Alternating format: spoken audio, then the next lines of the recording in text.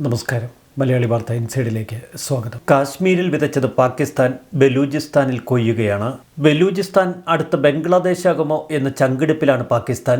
അതിനുള്ള എല്ലാ സാധ്യതകളും തുറന്നിരിക്കുന്നു. ജാഫർ എക്സ്പ്രസ് ഹൈജാക്കിങ്ങിന് തൊട്ടു പിന്നാലെ ഇപ്പോഴിതാ പാകിസ്ഥാൻ സേനയ്ക്ക് നേരെ ബലൂച്ച് ആർമിയുടെ ആക്രമണം. 90-ലധികം പാക് സേനാംഗങ്ങൾ കൊല്ലപ്പെട്ടുവെന്നാണ് ബലൂചിസ്ഥാൻ ആർമി പറയുന്നത്. ബലൂച്ച് ലിബറേഷൻ ആർമിയോട് ഏറ്റുമുട്ടി വിജയിക്കാൻ കഴിയാത്ത പാക് സൈന്യത്തെയാണ് ഇപ്പോൾ ലോകം കാണുന്നത്. ഒടുവിലിത നാണക്കേട് മറയ്ക്കാൻ ഇന്ത്യക്കെതിരെ ആരോപണവുമായി പാകിസ്ഥാൻ കളത്തിലിറങ്ങി.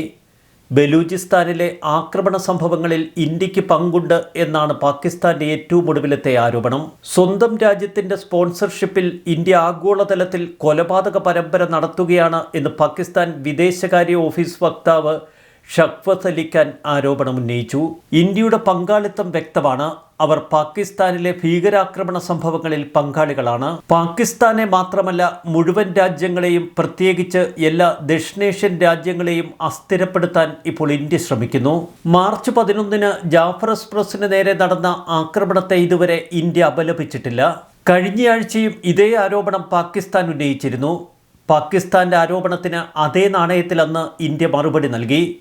ആഗോള ഭീകരതയുടെ പ്രഭവ കേന്ദ്രം എവിടെയാണ് എന്ന് ലോകത്തിന് മുഴുവൻ അറിയാം. സ്വന്തം ആഭ്യന്തര പ്രശ്നങ്ങൾക്കും പരാജയങ്ങൾക്കും മറ്റുള്ളവർക്ക് നേരെ എന്തിന് നിങ്ങൾ വിരൽ ചൂണ്ടുന്നുവെന്നാണ് ഇന്ത്യ പാകിസ്ഥാനോട് ചോദിച്ചത്. പാകിസ്ഥാൻ സ്വയം പരിശോധന നടത്തുകയാണ് ചെയ്യേണ്ടത്. അതല്ലാതെ നിങ്ങളുടെ ഭീകരത നിങ്ങളെ വിഴുങ്ങുമ്പോൾ ഇന്ത്യക്ക് നേരെ തിരിയുകയല്ല ചെയ്യേണ്ടത്. സമാധാന സഹവർത്തിത്വത്തിലാണ് പാകിസ്ഥാൻ വിശ്വസിക്കുന്നതെന്നൊക്കെ വിദേശകാര്യ വക്താവ് പറയുന്നു. വിചിത്രമായ പ്രസ്താവനകൾ ഇപ്പോൾ പാകിസ്ഥാനിൽ നിന്ന് വരുന്നതിന് പിന്നിൽ ചില കാരണങ്ങളുണ്ട്. ഒരു വശത്ത് പാക് സേനയിൽ നിന്ന് ഇപ്പോൾ കൂട്ടരാജിയുടെ വാർത്തകളാണ് കഴിഞ്ഞ കുറേ ദിവസങ്ങളായി നമ്മൾ കേൾക്കുന്നത്. മാർച്ച് 16 2500 സൈനികർ കൂട്ടരാജി പ്രഖ്യാപിച്ചതോടെ ആദ്യം സൈന്യം ഒന്ന് കുടുങ്ങി. പിന്നീട് തൊട്ടടുത്ത ദിവസങ്ങളിലും കൂടുതൽ സൈനികർ രാജ്യപ്രഖ്യാപനവുമായി രംഗത്തെത്തി. ബലൂച്ച് ലിബറേഷൻ ആർമി പാക് സൈന്യത്തിനെതിരെ കൂടുതൽ ആക്രമണങ്ങൾ ഉണ്ടാകും എന്ന മുന്നറിയിപ്പ് നൽകിയതിന് തൊട്ടു പിന്നാലെയാണ് പാക് സൈന്യത്തിൽ നിന്ന് കൂട്ടരാജിയുടെ വാർത്തകൾ നമ്മൾ കേൾക്കുന്നത്. പാക് സൈന്യം എത്രമാത്രം ദുർബലമായിരിക്കുന്നുവെന്ന് വ്യക്തം. ബലൂച്ച് ലിബറേഷൻ ആർമിയെ നേരിടണമെങ്കിൽ വൻതോതിൽ സൈനിക വിഭാഗത്തെ ആ പ്രദേശത്തേക്ക് പാകിസ്ഥാൻ മാറ്റേണ്ടി വരും. അങ്ങനെ വന്നാൽ ഇന്ത്യയുമായി അതിർത്തി പങ്കിടുന്ന ലൈൻ ഓഫ് കൺട്രോൾ മേഖലയിൽ നിന്ന് പാക് സേനയെ പൂർണ്ണമായി തന്നെ പിൻവലിക്കേണ്ടി വരും. അത്തരമൊരു സാഹചര്യത്തെ പാകിസ്ഥാൻ പൂർണ്ണമായി ഭയക്കുന്നു. അതല്ല എങ്കിൽ ബലൂചിസ്ഥാൻ മറ്റൊരു രാജ്യമായി തീരുമെന്ന് പാകിസ്ഥാന് കൃത്യമായി മനസ്സിലായി. കഴിഞ്ഞ കുറച്ച് ദിവസങ്ങളായി പാകിസ്ഥാൻ സൈന്യവും സുരക്ഷാ സേനയും നിരവധി ആക്രമണങ്ങളാണ് ബലൂച്ച് ലിബറേഷൻ ആർമിയിൽ നിന്ന് നേരിടുന്നത്. ബലൂചിസ്ഥാനിലും ഖൈബർ പഖ്തൂൺഖ്വയിലുമൊക്കെ ഈ ആക്രമണങ്ങൾ ശക്തമായ തോതിൽ ഇപ്പോൾ നടക്കുന്നു. വിശ്വസനീയമായ സ്രോതസ്സുകൾ ഉദ്ധരിച്ചുകൊണ്ട് ഗൗരവമേറിയ ഈ വാർത്ത ആദ്യം റിപ്പോർട്ട് ചെയ്തത് കാബൂൾ ഫ്രണ്ട് ലൈൻ തന്നെയാണ്. പാപ്പരായ പാകിസ്ഥാൻ എന്ന രാജ്യം പലവിധ പ്രശ്നങ്ങളാണ് ഇപ്പോൾ നേരിടുന്നത്. രാജ്യത്തെ സൈന്യത്തിൽ വർദ്ധിച്ചു വരുന്ന അരക്ഷിതാവസ്ഥ, സൈനികരുടെ തുടർച്ചയായ മരണങ്ങൾ, വഷളാകുന്ന സാമ്പത്തിക സ്ഥിതി, സൈന്യത്തെ മുന്നോട്ട് കൊണ്ടുപോകാൻ പ്രയാസപ്പെടുകയാണ് ഇപ്പോൾ പാകിസ്ഥാൻ സൈന്യത്തിൽ നിന്ന് പുറത്തു പോകുന്ന മിക്ക സൈനികരും ഇപ്പോൾ ജോലിക്കായി Saudi Arabia, Qatar, Kuwait, UAE തുടങ്ങിയ രാജ്യങ്ങളിലേക്ക് പോകുന്നു. ജീവൻ പണയപ്പെടുത്തി പാക് സേനയിൽ നിൽക്കുന്നതിനേക്കാൾ നല്ലത് വിദേശ രാജ്യങ്ങളിൽ പോയി സ്വസ്ഥമായി ജോലി ചെയ്ത് കുടുംബം പോറ്റുന്നതാണ് നല്ലത് എന്നവർ കരുതുന്നു. രാജ്യത്ത് അക്രമവും അരക്ഷിതാവസ്ഥയും വളർന്നു വരുമ്പോൾ സൈനികർ കൂടുതൽ പോരാട്ടങ്ങൾക്ക് തയ്യാറെടുക്കുന്നില്ല. സ്വന്തം രാജ്യത്തെ ജനങ്ങളെ കൊന്നൊടുക്കാൻ സൈനികരിൽ പലരും തയ്യാറല്ല എന്നതാണ് വാസ്തവം. സുരക്ഷാ വിഷയങ്ങളിൽ പാകിസ്ഥാൻ ഏറ്റവും അധികം വെല്ലുവിളികൾ നേരിടുന്ന കാലഘട്ടത്തിൽ തന്നെയാണ് പാക് സേനയിൽ നിന്ന് ഇപ്പോൾ കേൾക്കുന്ന കൂട്ടരാജിയുടെ വാർത്തകൾ.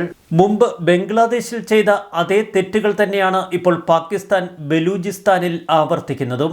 അതുകൊണ്ട് തന്നെ മറ്റൊരു ബംഗ്ലാദേശായി ബലൂചിസ്ഥാൻ മാറുമെന്നതിൽ സംശയം വേണ്ട.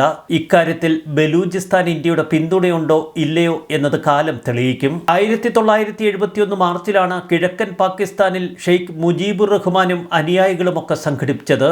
സൈനിക ഏകാധിപതി ജനറൽ യഹിയ ഖാൻ ബംഗാളി ബുദ്ധിജീവികളെയും വിദ്യാർത്ഥികളെയും ഡോക്ടർമാരെയും ഒക്കെ അടിച്ചമർത്തി ബംഗ്ലാദേശിനെ തങ്ങളുടെ ഉള്ളം കയ്യിൽ വയ്ക്കാൻ ആഗ്രഹിക്കുകയും അതിനുവേണ്ടി കിരാതമാർഗങ്ങൾ അവലംബിക്കുകയും ചെയ്തു. പാക് പട്ടാളം വലിയ തോതിൽ കൂട്ടബലാത്സംഗങ്ങൾക്ക് നേതൃത്വം നൽകി വലിയ ക്രൂരതയാണ് ബംഗ്ലാദേശി ജനങ്ങളോട് അവർ കാട്ടിയത്. മാർച്ച് 25 നടന്ന ഓപ്പറേഷൻ സെർച്ച് ലൈറ്റ് അതിക്രൂരമായ ഒരു വേട്ടയായിരുന്നു. അതിൽ ബംഗാളികളെ, പ്രത്യേകിച്ച് ഹിന്ദുക്കളെയും മുസ്ലിം ദേശീയവാദികളെയും ഒക്കെ വലിയ തോതിൽ അവർ വംശഹത്യ നടത്തി. പഞ്ചാബി ആധിപത്യമുള്ള പാകിസ്ഥാൻ സൈന്യത്തിൽ നിന്നാണ് ബംഗാളികൾക്കെതിരെയുള്ള ഈ ക്രൂരമായ ആക്രമണങ്ങൾ നടന്നത്. ദേശീയ തെരഞ്ഞെടുപ്പിൽ വ്യക്തമായ തോൽവി ഏറ്റുവാങ്ങിയെങ്കിലും ഭൂട്ടോ സർക്കാരിൽ തുടരുമെന്നും ബംഗാളി നേതാവായ മുജീബുർ റഹ്മാൻ അദ്ദേഹവുമായി അധികാരം പങ്കിടണമെന്നും നിർബന്ധിച്ചു. തനിക്ക് വ്യക്തമായ വിജയം തെരഞ്ഞെടുപ്പിൽ ലഭിച്ചതുകൊണ്ട് തികച്ചും ജനാധിപത്യ വിരുദ്ധമായ ആവശ്യത്തിന് വഴങ്ങേണ്ട ഒരു സാഹചര്യവുമില്ല എന്ന് ഷെയ്ഖ് മുജീബുർ റഹ്മാൻ തീരുമാനമെടുത്തു. തുടർന്ന് ഇന്ത്യയുടെ പ്രധാനമന്ത്രി ഇന്ദിരാഗാന്ധിയുമായി അദ്ദേഹം ആശയവിനിമയം നടത്തി. ഇന്ത്യയുടെ പരിപൂർണ പിന്തുണ ആർജിച്ച മുജീബുർ റഹ്മാൻ അതിശക്തമായ പോരാട്ടമാണ് പിന്നീട് ബംഗ്ലാദേശിന് വേണ്ടി നടത്തിയത്. ഒപ്പം ഇന്ത്യൻ സേന പാകിസ്ഥാനെതിരെ തിരിഞ്ഞു. മുജീബുർ റഹ്മാന്റെ അവാമി ലീഗ് നീതിയുക്തവും സത്യസന്ധവുമായി നേടിയ ജനാധിപത്യ ജനവിധിയെ അവർ അട്ടിമറിച്ചു. ഒടുവിൽ 1971 ഡിസംബർ 16 ബംഗ്ലാദേശിന്റെ പിറവിയിലേക്ക് നയിച്ച സംഭവ ബഹുലമായ യുദ്ധവും പോരാട്ട ചരിത്രവുമൊക്കെ സമാനമാണ് ഇപ്പോൾ ബലൂചിസ്ഥാനോട് പാകിസ്ഥാൻ ചെയ്തു കൂട്ടുന്നതും. പ്രസിഡന്റ് സർദാരി, പ്രധാനമന്ത്രി Sharif, Pakistan army chief general Asim Munir എന്നിവരൊക്കെ ഖൈബർ പഖ്തൂൻഖയെ വ്യവസ്ഥാപിതമായി അവഗണിച്ചു വരുന്നു. ഖൈബർ പഖ്തൂൻഖ മുഖ്യമന്ത്രി അമൻ അലി ഗണ്ഡാപൂരിനെ പിന്തുണയ്ക്കാത്തതിന്റെ അടിസ്ഥാന കാരണം അദ്ദേഹം ഇമ്രാന്റെ പാർട്ടിയിൽപ്പെട്ട ആളാണ് എന്നതുകൊണ്ട്. 2024 ഫെബ്രുവരിയിൽ നടന്ന തെരഞ്ഞെടുപ്പ് രാജ്യമെമ്പാടും വ്യാപകമായി തെരഞ്ഞെടുപ്പിൽ അവർ കൃത്രിമം കാട്ടി. എന്തൊക്കെ ശ്രമങ്ങൾ നടത്തിയിട്ടും പാകിസ്ഥാൻ സൈന്യത്തിനും അന്നത്തെ കെയർടേക്കർ സർക്കാരിനും ഇമ്രാന്റെ വിശ്വസ്തനായ ഗന്ദാപൂർ മുഖ്യമന്ത്രിയാകുന്നത് തടയുന്നതിൽ വിജയിക്കാൻ കഴിഞ്ഞില്ല. ഖൈബർ പഖ്തൂൻഖ ഗവർണർ ഫൈസൽ കരീം കുണ്ടി ഭൂട്ടോ സർദാരി കുടുംബത്തിലെ PPPയിൽപ്പെട്ട ആളാണ്. ഗന്ദാപൂരുമായി ഏറ്റുമുട്ടാൻ അദ്ദേഹം ഒരവസരവും ഇതുവരെ പാഴാക്കിയിട്ടുമില്ല. ബലൂചിസ്ഥാൻ മുഖ്യമന്ത്രി സർഫറാസ് മുക്തിയെ പുറത്താക്കണമെന്ന ആവശ്യം ഉയർന്നു വന്നതുകൊണ്ട് ഗന്ദാപൂരിനെ KP മുഖ്യമന്ത്രി സ്ഥാനത്ത് നിന്ന് പുറത്താക്കാനുള്ള പദ്ധതി വിജയിച്ചുമില്ല. ഒടുവിൽ മാർച്ച് 11 ബലൂചിസ്ഥാനിൽ വെച്ച് ജാഫർ എക്സ്പ്രസ് ഹൈജാക്ക് ചെയ്തതോടെ പാകിസ്ഥാൻ സൈന്യത്തെ സംബന്ധിച്ച് ഇത് അവരുടെ നട്ടെല്ല് തകർക്കുന്ന പ്രവർത്തനമായി. വരും ദിവസങ്ങളിൽ ബലൂചിസ്ഥാനിൽ വലിയ ആക്രമണങ്ങളാണ് സുരക്ഷാ സേന ഭയപ്പെടുന്നത്. കഴിഞ്ഞ ഒരു പതിറ്റാണ്ടായി ലോകത്ത് മറ്റൊരിടത്തും ഒരു ട്രെയിൻ ഹൈജാക്ക് സംഭവം നടന്നിട്ടില്ല. അതുകൊണ്ട് തന്നെ പാക് സർക്കാരിനും പാക് സേനയ്ക്കുമൊക്കെ വലിയ നാണക്കേടാണ് ഇത് വരുത്തിവെച്ചത്.